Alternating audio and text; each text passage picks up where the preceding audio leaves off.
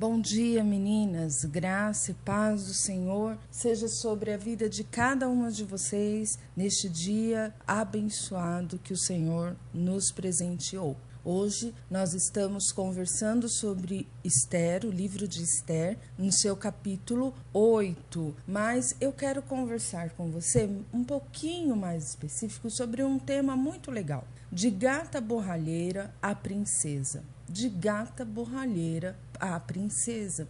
Esther, uma menina que era órfã, considerada aí uma gata borralheira, alguém que foi desprezada porque não tinha mais ali os seus pais, não tinha aqueles cuidados. Então ela é adotada por seu primo tio, Mardoqueu. Então ela é escrava junto com a sua família, é levada como escrava a um país, vai ali morar na cidade de Suzã, vivendo sobre o domínio de um rei persa, de um rei que não tinha lá muita firmeza no seu coração, dependia dos conselhos dos outros, tomava decisões baseadas nas decisões e nas escolhas de outras pessoas e não em seus próprios pensamentos. Então Esther ali, considerada uma gata borralheira, que vivia ali no borralho, nas cinzas ali. Então é alguém que um dia se torna rainha pelos desígnios de Deus, pelos cuidados de Deus, para que houvesse um livramento do seu povo. Nós, mulheres, muitas vezes vivemos ali como gatas borralheiras. Vivemos situações em nossas vidas que são tão difíceis que nós passamos elas como se fossem mesmo gatas borralheiras, meninas que vivem ali maus tratos, mulheres que vivem em situações realmente difíceis.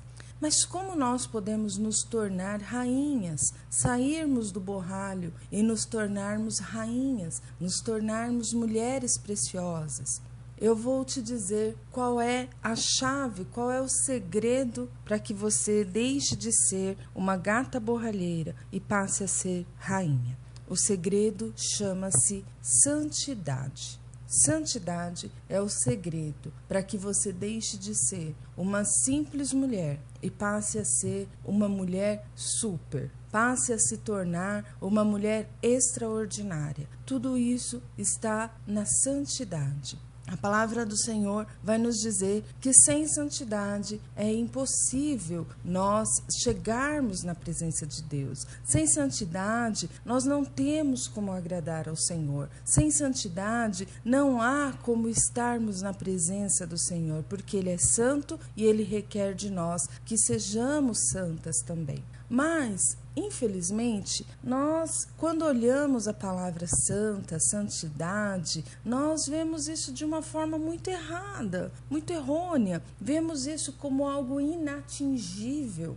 O que é santidade para você? Qual é a importância de santidade para a sua vida como mulher de Deus? Eu quero começar conversando com você sobre o que não é santidade. Aí talvez fique mais fácil de você entender o que é viver uma vida de santidade. O que é deixar de ser uma gata borralheira e tornar-se uma verdadeira princesa. Santidade não é um mero moralismo. Algumas pessoas acham que ser santa são pessoas com uma firmeza de caráter, pessoas honestas, pessoas éticas, pessoas que têm um caráter diferenciado. Isso é ser santo. Na verdade, isso não é. Não é ser santo. Porque se você for verificar a palavra de Deus, haviam pessoas com caráteres muito bom e nem por isso eram filhos de Deus. Se você aí na sua vizinhança, na sua parentela, você vai conhecer, deve conhecer aí pessoas de caráter muito honesto, mas nem por isso essa pessoa é uma pessoa santa, é uma pessoa que vive ao lado de Cristo. Em toda a sociedade você vai ver pessoas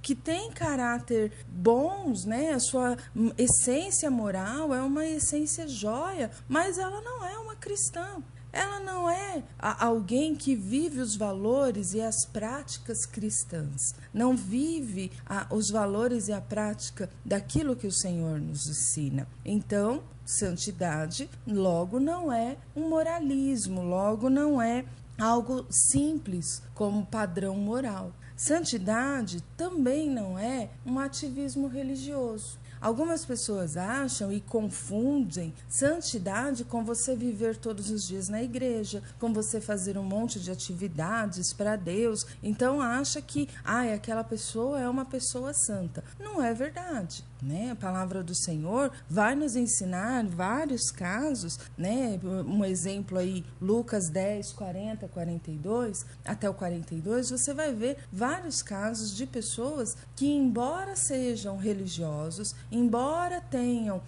uma prática de atividades regular na igreja, isso não as qualifica como uma pessoa santa. Ter cargos de liderança não é viver uma santidade. O ativismo não é sinônimo de santidade. Outra coisa que santidade não é conhecimento. Né? Algumas pessoas acham que ter conhecimento da Bíblia, ter um conhecimento doutrinário, vai fazê-la santa. E isso também não é uma verdade. Ter o conhecimento bíblico, o conhecimento doutrinário, ele é fundamental para a nossa vida cristã. Ele é fundamental para que você tenha uma vida equilibrada, uma vida sadia, mas ele não é fundamental para que você seja uma pessoa santificada, para que você seja santa. Não é por aí, né? Um conhecimento, ele é necessário. Então, ter simplesmente conhecimento e não prática não vai te levar a ser uma pessoa santa, não vai te levar do borralho a tornar-se uma rainha.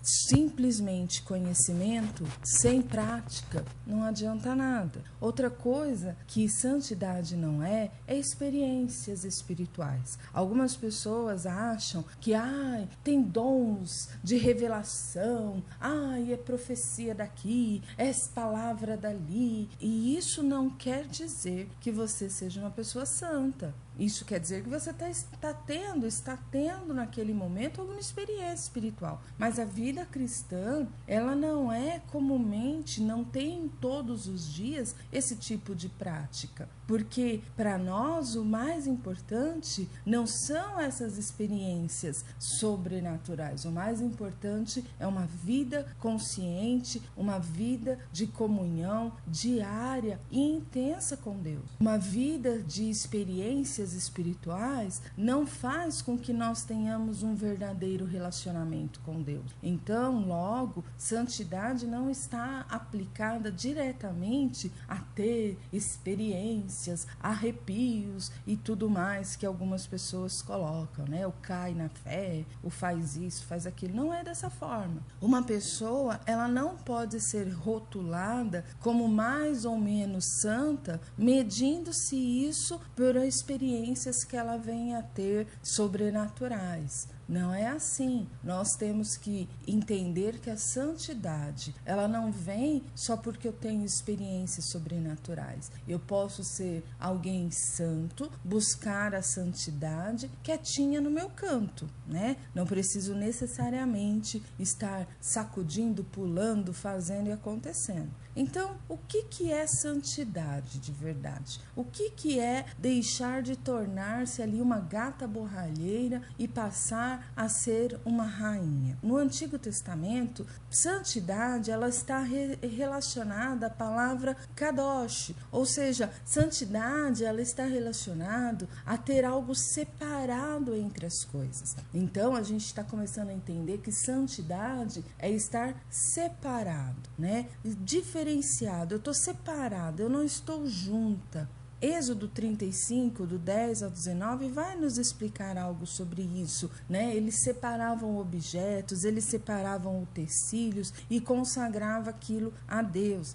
Então, santidade é separação. Mas separação do quê? Do que eu estou separada? Então, aí a gente vai lá para o Novo Testamento e a gente vai entender que santidade, ela está se referindo a dois princípios. E o primeiro é, eu estou separado da prática do pecado. Eu estou separado da prática do pecado que o mundo pratica, que o mundo vive. E a segunda parte é, eu estou separada e consagrado ao serviço de Deus. Então, o que é santidade? Olha aí, estamos entendendo o que é santidade. Santidade é, eu me separo da prática do pecado, daquilo que o mundo age como certo, daquilo que é certo para o mundo, mas para Deus é errado, então é pecado. E eu me consagro, ou seja, eu me dedico ao serviço a Deus, eu me dedico a viver a minha vida em servir a Deus. Isso te leva do borralho ao trono. Isso te leva de deixar de ser uma gata borralheira para se tornar uma rainha. Quando você deixa o pecado, quando você se separa daquilo que é errado, quando você deixa de lado o pecado para buscar a servir a Deus, a consagrar-se a Deus, a viver uma vida de santidade diante do Senhor, é isso. Para se tornar santa, para se deixar de ser a gata borralheira e tornar-se uma rainha, você tem que ser alguém que vai ser dirigida pelo Espírito de Deus. Você precisa, assim como eu, nós precisamos buscar ter comunhão com Deus, ter uma vida de oração, estar mesmo diante da presença do Senhor. Mas o que a gente vê por aí não é nada disso, não é? O que nós costumamos ver são pessoas que, ao invés de ter uma vida de oração, ao invés de ter uma vida de comunhão com Deus, ao invés de buscar a santidade, vive uma vida de murmuração. Tem sido guiado por fofocas, por pensamentos que não levam a gente para lugar nenhum. Como é que alguém que trai, que mente, que engana, que se prostitui, que faz falcatrua, que deixa os filhos para ficar falando mal lá da vida da outra lá para a vizinha, como que uma pessoa dessa pode te aconselhar? Como uma pessoa dessa pode estar com você, pode fazer parte do seu ciclo de amizade íntima? Eu não estou dizendo que nós não podemos ter amigos, eu estou dizendo que como uma pessoa que vive na prática do pecado pode ter relação com você que está buscando santidade. E ainda tem aquelas pessoas que vêm com aquele papo: se eu fosse você... É uma coisa tão idiota, né? Como assim, se eu fosse você? Ela nunca vai ser você, porque você é uma menina de Deus, você é uma mulher de Deus, você é alguém separado para o Senhor, e essa pessoa não está assim. Essa amiga, essa colega, né? Vamos assim chamá-la, essa colega tem vivido na prática do pecado e você está se abstendo do pecado, então como é que ela quer falar, se eu fosse você faria assim? E o pior, como é que você vai dar ouvido a isso? Como que alguém que não tem domínio próprio, né, que não tem domínio sobre os seus sentimentos, como que alguém dessa forma vai conseguir te ajudar? Como que alguém que entrega os pontos logo na primeira dificuldade, que não obedece à autoridade, que vive mesmo dirigindo a sua vida por coisas erradas, pode te aconselhar? Como alguém que vive dessa forma vai poder te aconselhar a sair do borralho e se tornar uma rainha? Pessoas que vivem desprezando a palavra de Deus. Pessoas que vão te aconselhar a terminar o seu casamento porque o seu marido te deu uma bronca ou não te valorizou naquele dia. Pessoas que vão te aconselhar a viver falcatruas porque o seu salário não deu naquele mês. Porque essas mesmas pessoas te aconselharam a comprar coisas que você não precisava. Como essas pessoas vão viver do seu lado e te levar do borralho para o trono? De forma nenhuma. Por isso é que nós temos que buscar a santidade, querida. Por isso que a santidade é que vai te levar do borralho para o trono. Por isso que você vai deixar de ser uma gata borralheira quando você buscar em Deus a superação para sua situação difícil. Quando você buscar em Deus ser cheia do Espírito Santo de Deus. Quando você decidir acordar pela manhã e já começar o seu dia buscando a presença de Deus. Quando você decidir ter tempo de oração, ter tempo no ambiente de adoração, ter tempo com Deus, ler a Bíblia, ouvir a voz de Deus e praticar. Quando você decidir não deixar de congregar, diz a palavra do Senhor, não deixe de congregar como é costume de muitos. Quando você decidir que estar na presença de Deus, junto com teus irmãos, em comunhão, em comunidade, é prioridade.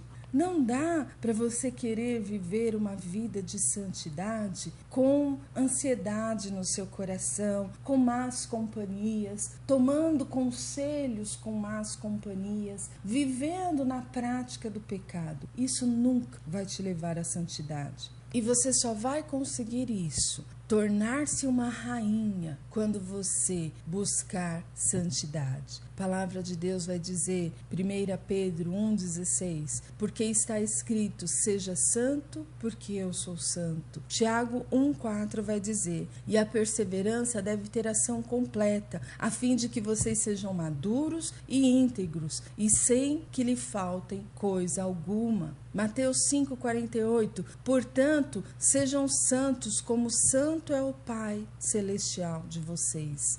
Nós só sairemos do borralho, das dificuldades, das situações difíceis, das situações que nos humilha, que nos escraviza, quando buscarmos santidade.